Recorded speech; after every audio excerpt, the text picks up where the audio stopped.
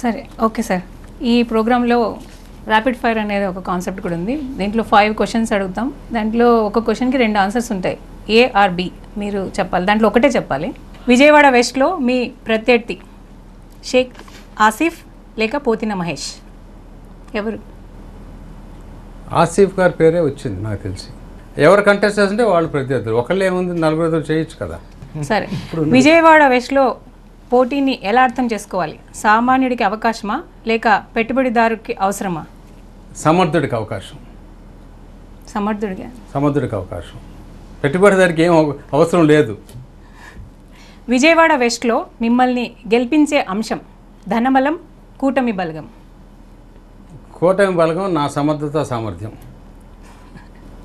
ధనబలం ఏం లేదా? ధనం ఎవరు అసలు వాళ్ళతో కంపేర్ చేస్తుంటే మనం ఏం పెట్టగలం? సరే, మీరు ఏ రంగంలో బాగా డబ్బు సంపాదించారు?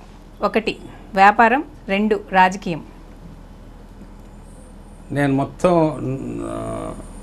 యాన్సెస్ట్రల్ నుంచి నాకు వంశపారంపర్యంగా వచ్చిన ఆస్తిని పెంచుకోవడంలో వ్యాపారం డెవలప్ చేశా.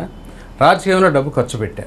సరే, సుజనా చౌదరి గారి రాజకీయ లక్ష్యం రాష్ట్ర మంత్రి, కేంద్ర మంత్రి? MLA first. కేంద్ర మంత్రిని చూస్తాం కదా. ఫస్ట్ ప్రస్తుతానికి నా ముందున్నది రాష్ట్ర మంత్రి. ఎమ్మెల్యే రాష్ట్ర మంత్రి సార్.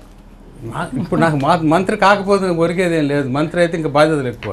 ఫస్ట్ ఎమ్మెల్యేగా చేసి ఎమ్మెల్యే తడాకా చూపిద్దాం పశ్చిమలోనే ఉంది నాకు ఇప్పుడు.